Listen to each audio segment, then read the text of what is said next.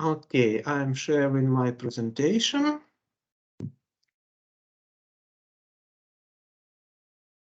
Dear students, do you see the presentations on your screen? Presentation. Yes, we see. Okay. Yes. So today we are going on with history of management. And last time, as you remember, I stopped at this moment that in 1911, Frederick Winslow Taylor published the first book in management, Principles of Scientific Management. And from this first paper, management became the recognized field of scholarly. But before discussing the paper, before discussing the book, I'd like to begin this point. Why this book was published in the United States of America. And it was a lot of crucial driving forces for creating management, not in Europe, but in the United States of America. It can be a little bit strange because in that times, in the beginning of the previous century, the biggest economy, Europe has much bigger economy compared with United States. But nevertheless, management was created in America. Why? Actually,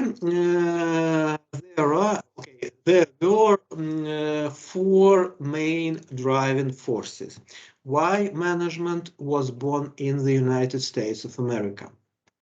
First, I told you during the previous lecture that in Europe it was and still it is rather difficult to find your place if you were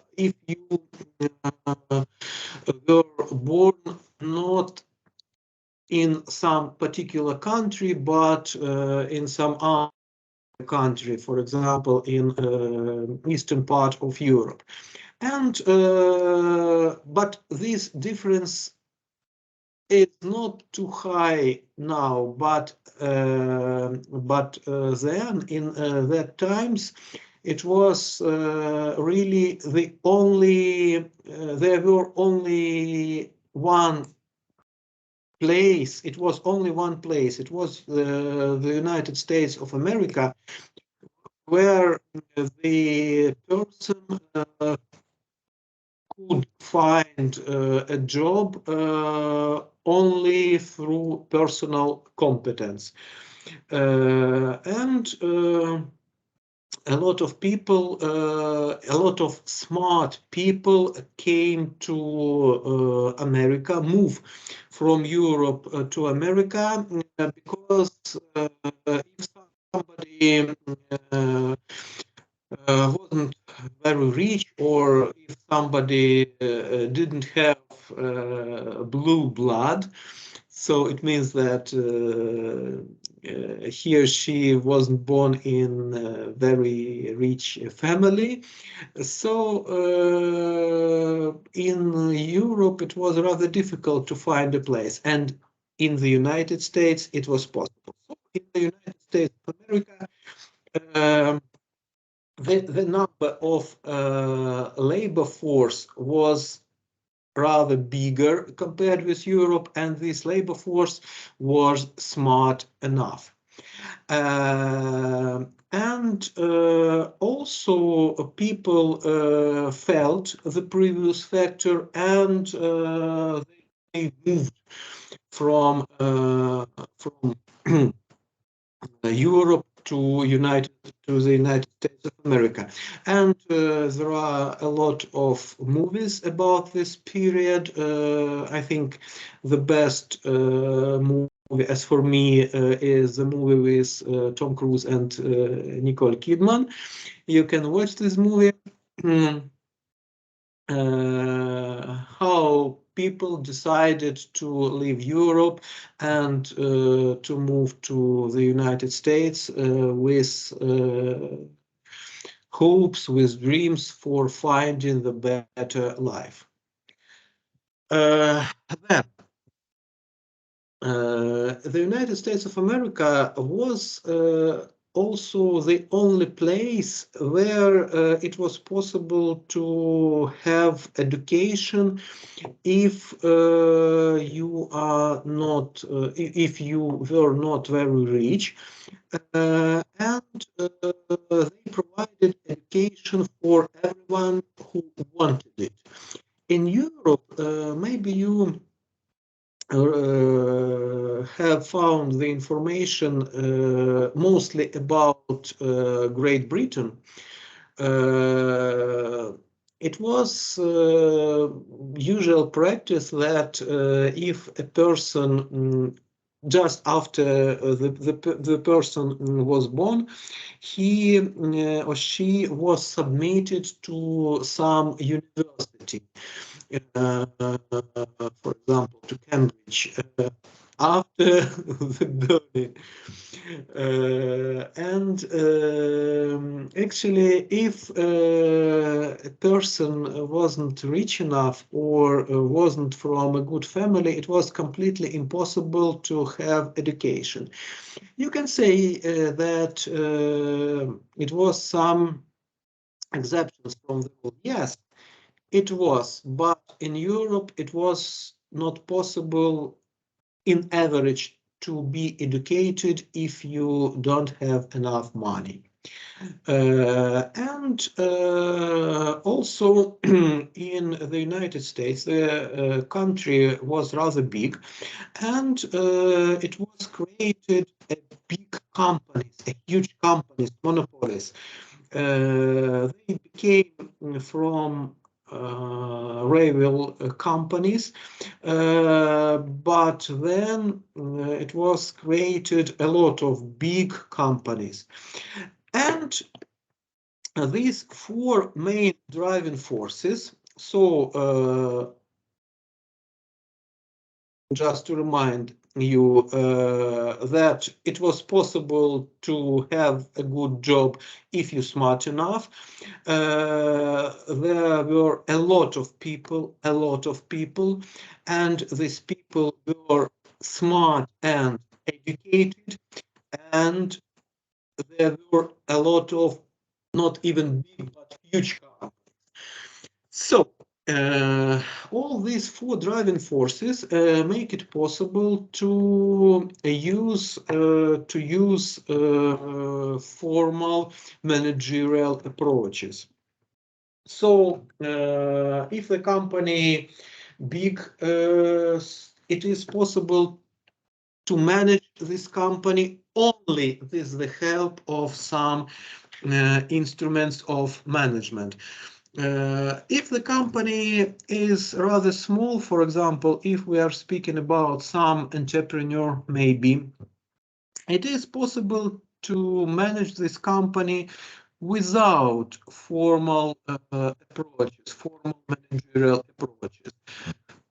Because a plan for a company could be even not written, but keeping in the head of this entrepreneur.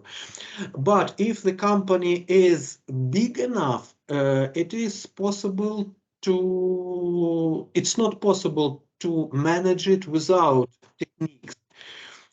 And if the company is big enough, there are a lot of people working at this company, and you know, if the company is big enough, it is an obligation for a manager to divide labor somehow to create structure somehow, to use some motivating techniques.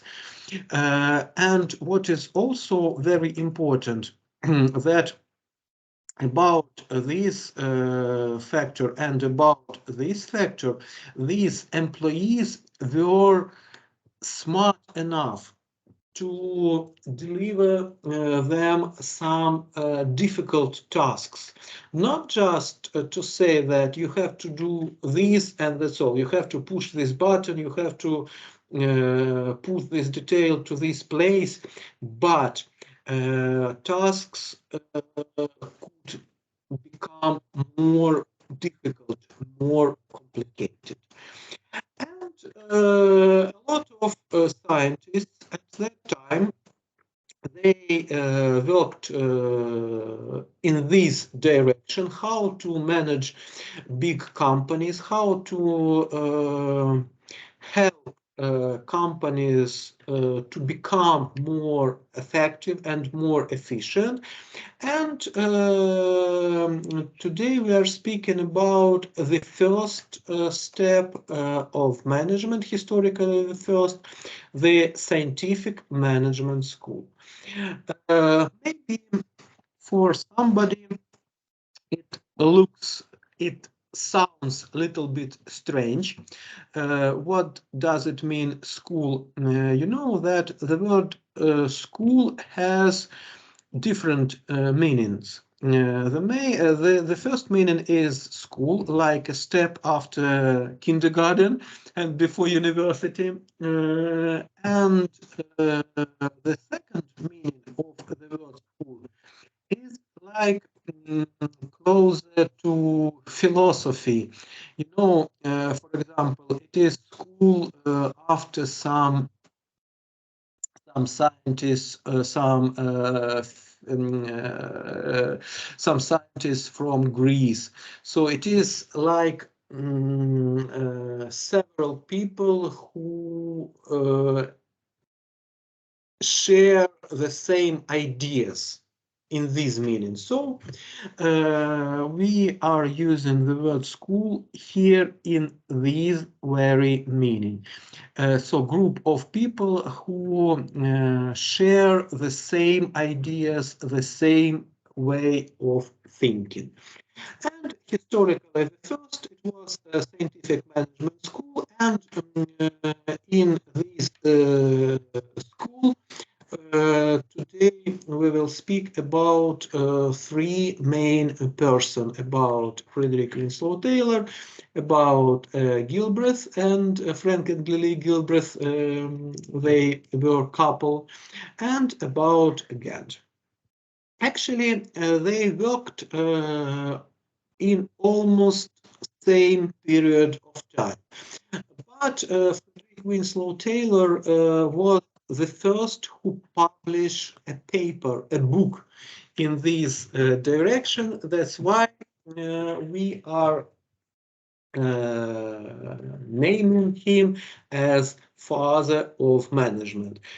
So he was a founder of scientific management. Why? And you know, they didn't recognize this school of management. After them, scientists decided to name them as scientific management school. All these scientists, they just worked in the field of management. Why people decided to name this school as scientific management? It is because Frederick Winslow Taylor was the first who told, okay, management is a separated science. It is separated piece of human activity.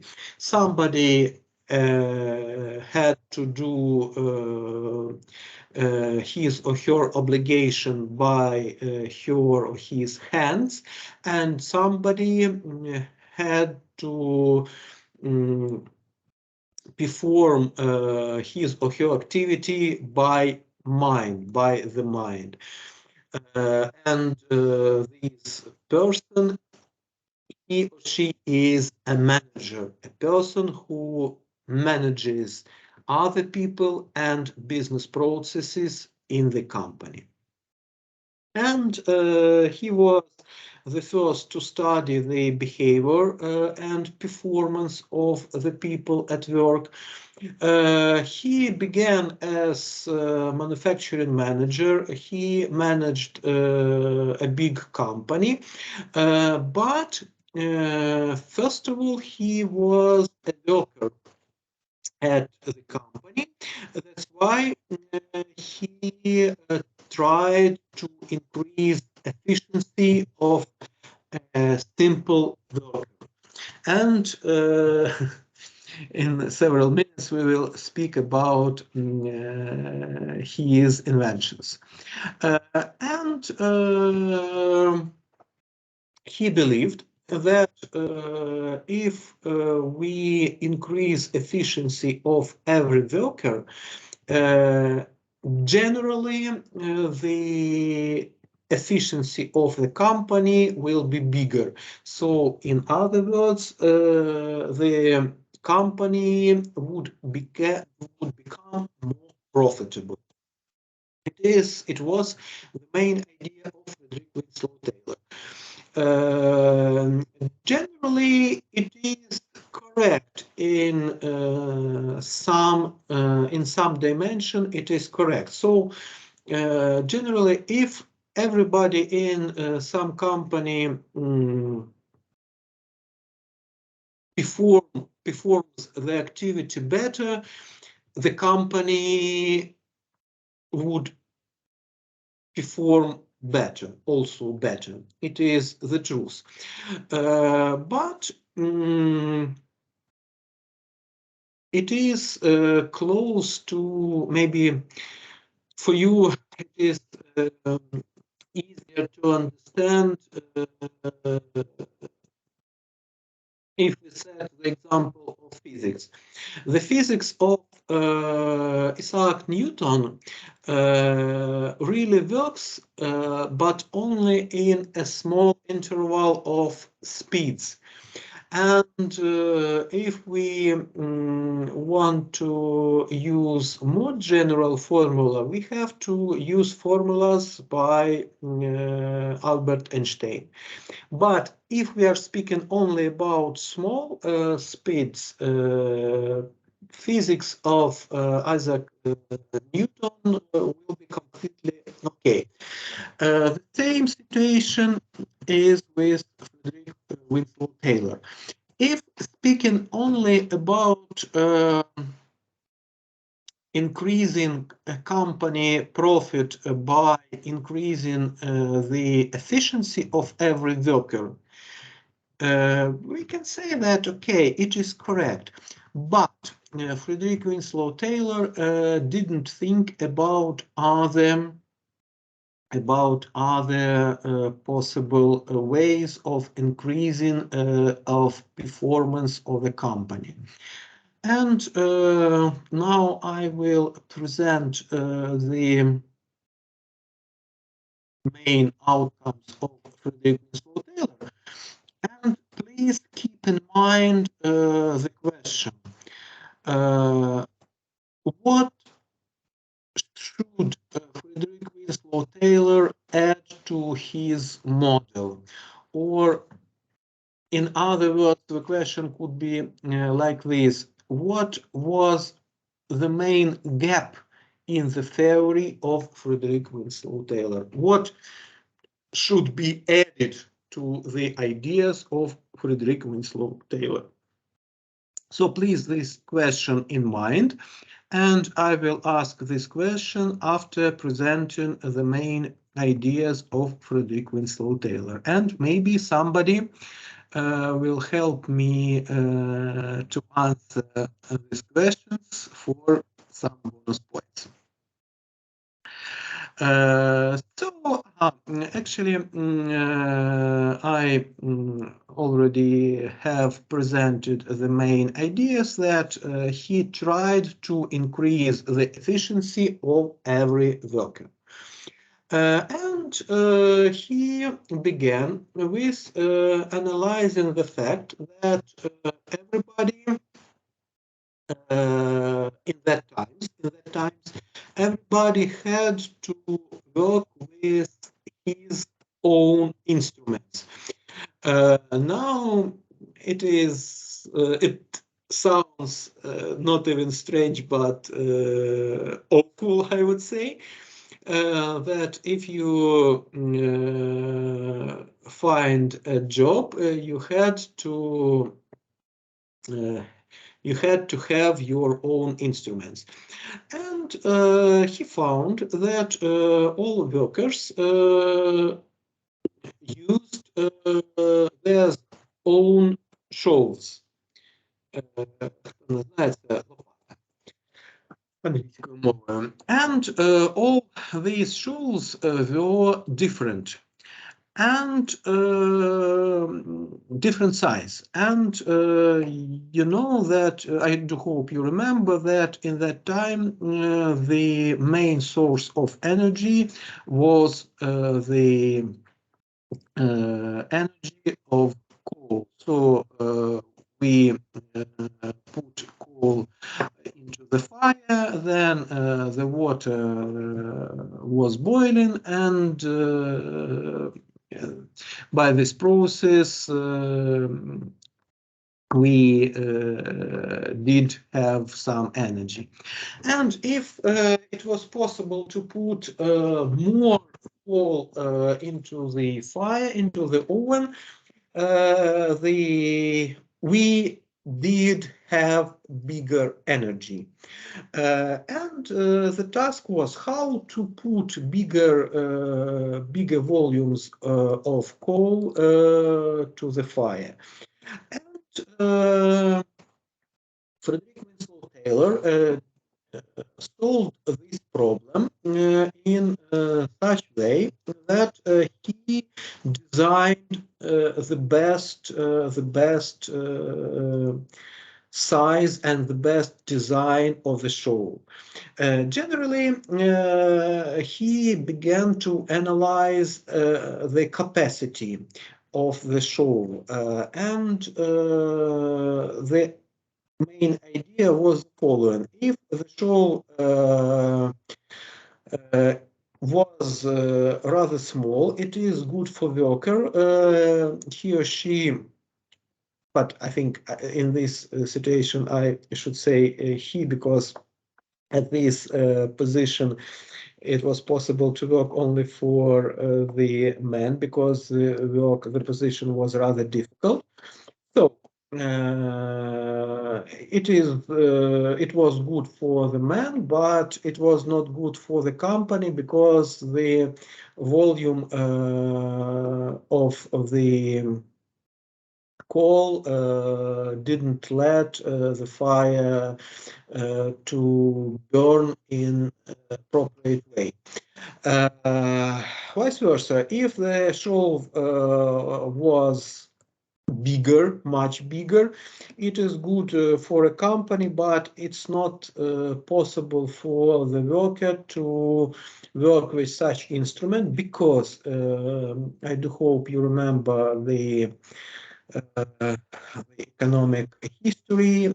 In that times, the duration of working day was about more than 12 hours and more.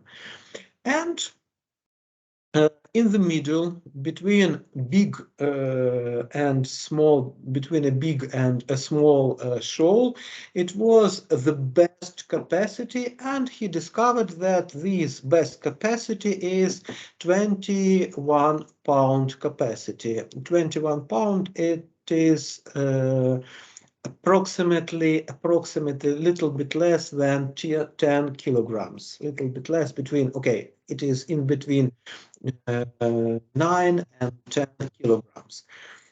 And he asked to produce the shows, and he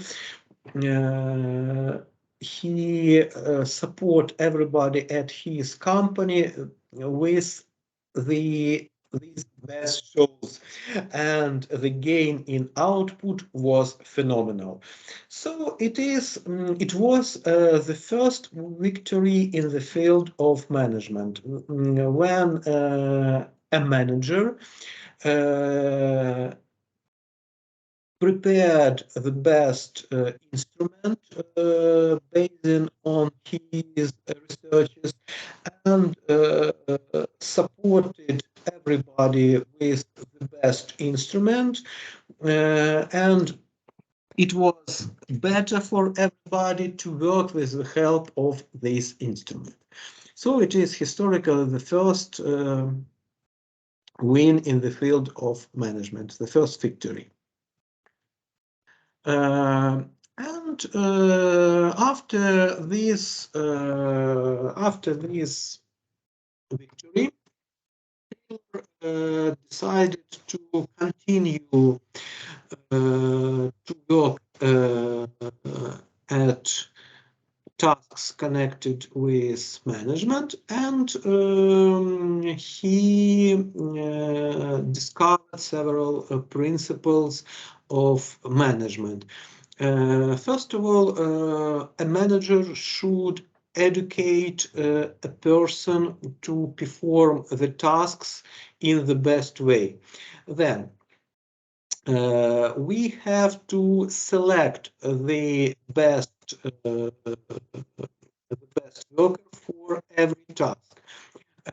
We have to provide some instructions for everybody how to perform the activity in the best way, and also the work should be divided into two parts, into managerial part and non-managerial part. Managerial part should be performed by managers, and non-managerial part of work should be performed by workers.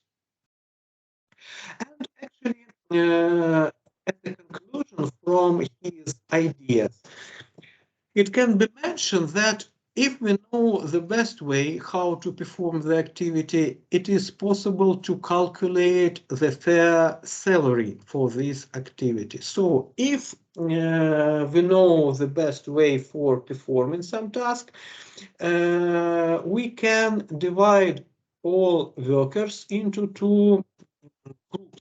The first group, it is the group of workers who are performing well, and the second group of workers is workers who couldn't perform in the best way. And actually, we have two possibilities: whether to train them and develop their skills, or whether to find other workers, because it's not possible for them to work as the best workers. But generally, it was also maybe the first attempt to set the fair salary in economic history. The second scientist in the field of management in our mentioned in our lecture was Frank Gilbreth. Actually, it was not only him, but also his wife. And you can see that they had a rather big family. It was typical for that period of times. Families in the United States of America were rather big. He and Frank and Lily,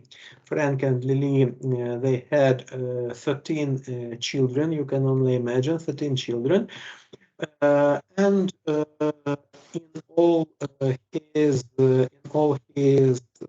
papers, he wrote, "Thank you for my for my wife Lily for help not only with some family obligations but also with scientific activities." So I actually cannot imagine how it was possible, but he worked not alone, but with his wife, and Lily really helped him with some empirical researches. Actually, he and she, they worked almost in the same time with Frederick Winslow Taylor, but Frederick Winslow Taylor is father of management just because he was the first to publish this very book, just because of this.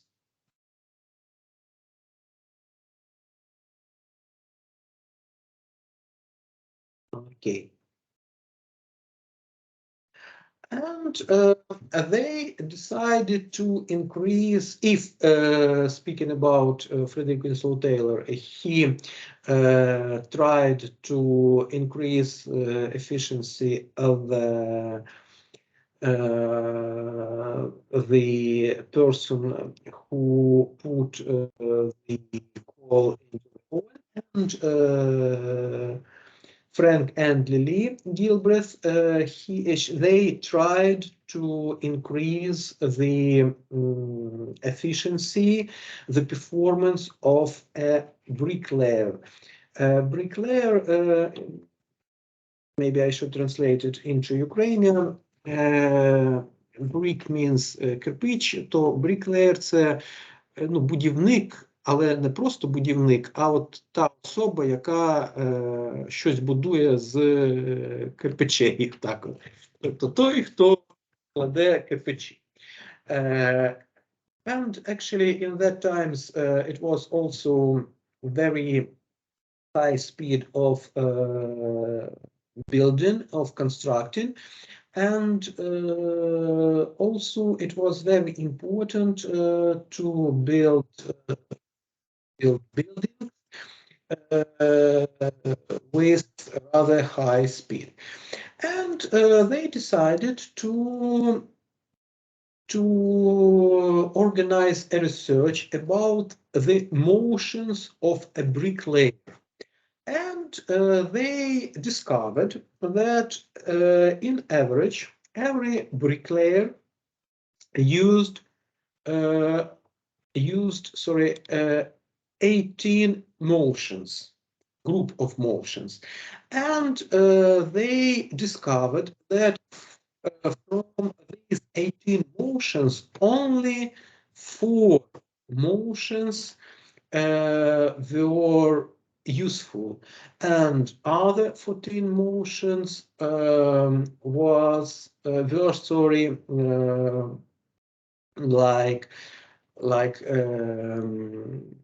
it was possible to work without these motions. And if we can educate a person to work without these bad motions, we can increase the productivity by 250%. So phenomenal increasing of productivity.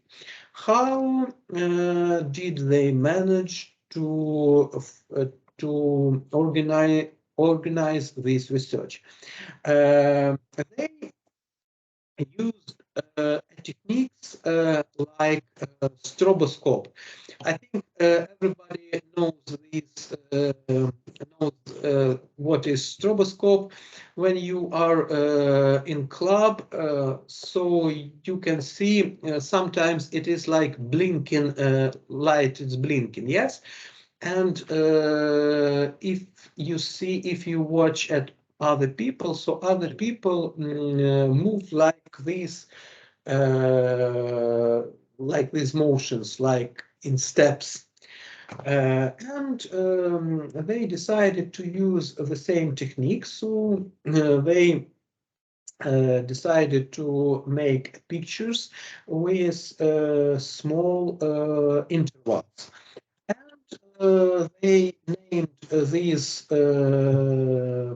They named these motions as Thelbliks. It is their surname backwards from the end to the beginning. And I managed to find this picture in the internet. So it was the real picture. So here was the bricklayer, and Frank Gilbreth put camera and filmed the activity with very small periods of time. And as you can see that then he named every motion, every Thelbliks, sorry, and then he educated the people how to use only useful, only correct motions. And as I told you here, that the increase of productivity was really phenomenal. And the third who worked also in that period of time, the third scientist was Henry Lawrence Gant. Oh, I forgot to ask you about. Frederick Winslow Taylor. What do you think? What is the gap in his ideas? What should be added to his ideas?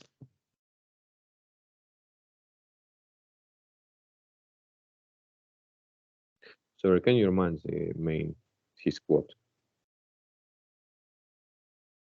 Question. I'm sorry, I asked the question 4 times. What was the main gap in the ideas of Frederick Winslow Taylor?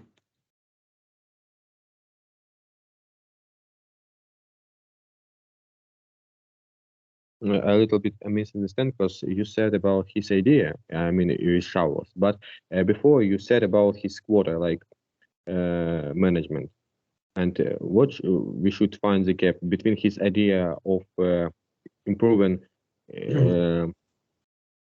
his factory, or in his quota. Okay. So, okay, maybe I will ask. I have to ask in other words. Frederick Winslow Taylor managed to increase the efficiency of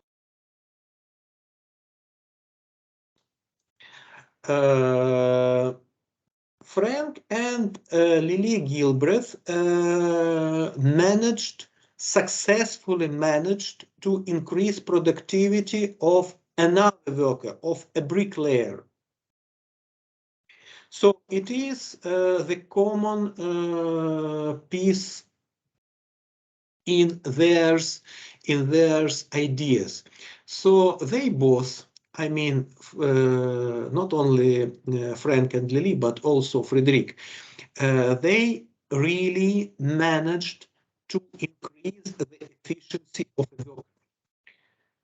But what was the gap in their ideas?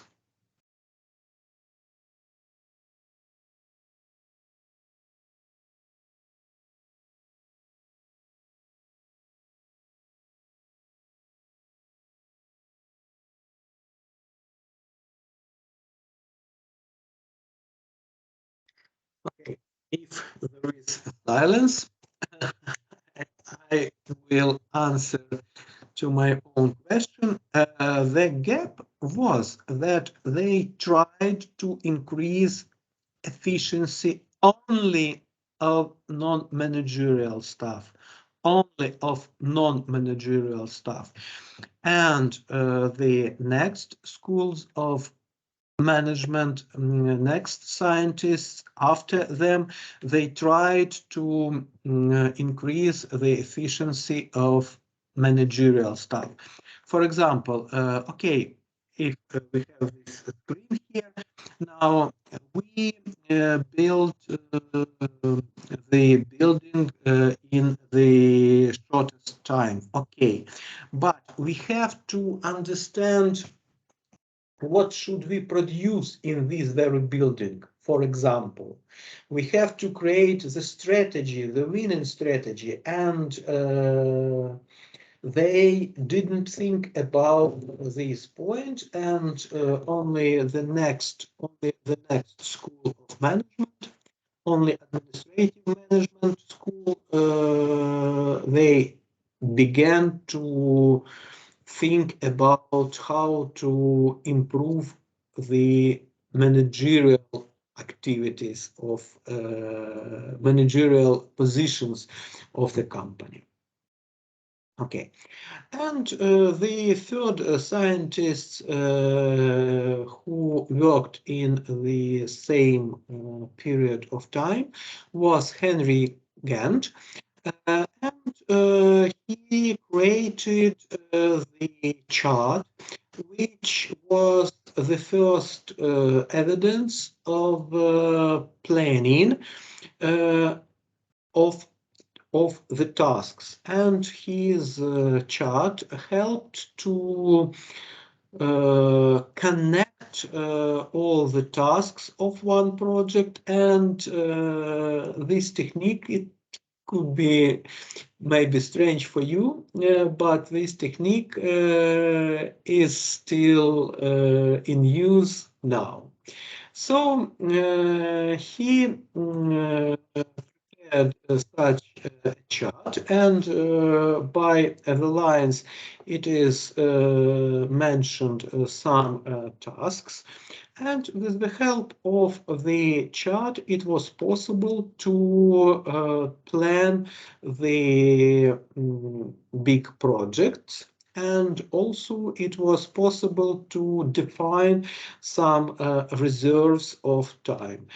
And what is the difference between then and now? The only difference is that now we have much more activities, and we have to use these diagrams with the help of some specific software. And everybody will have the subject project management, and during this subject you will work with the techniques, but please keep in mind that this technique was created more than 100 years ago. So he managed to organize the planning of several tasks in the best way, which is still in Gantt. And also he provided also the bonus system. Actually, I forgot to tell you that Frederick Winslow Taylor defined not only the fair payment, but also he defined the bonuses. If somebody worked better, so he or she deserved some bonuses, and Gant also he provided the bonus system, and also he was the first to begin the discussion of social responsibility of business. And generally, if to summarize the first school of contribution of the first school of management, scientific management school, we can say that they tried to use financial incentive to motivate people, but also what was the gap of the school, that the scientists thought that financial incentive were the only incentive. And nowadays, you understand that we can motivate a person with not only with the help of financial incentives, but also with other incentives. Also, the school was concentrated at the fact that a manager should plan the working process for workers, not themselves, but we have to create the description of working process. I mean managers, and we have to educate the workers how to perform the activity in the best way. And I think the main contribution of this, and it's not only my idea, okay, it's maybe not possible to say, I think I share the idea that the main contribution of this school was that after the first publications in the field of management, management became the recognized piece of human activity. So if briefly, scientific management school worked at the best way of performing task, it is possible to train workers for every task, and it is possible to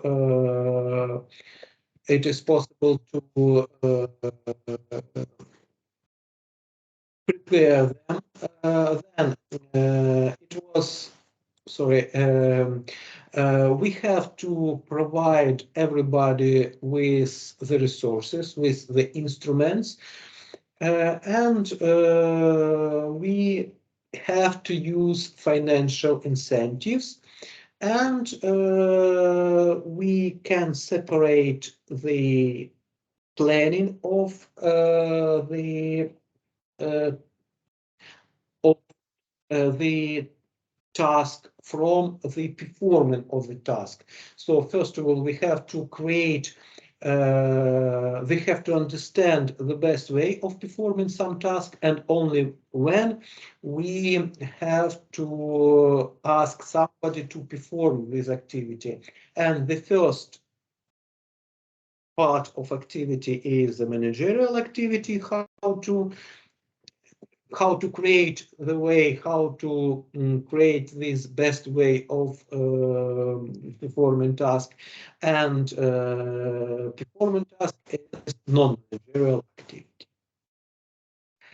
And it is all for today. I'm stopping the video and I'm beginning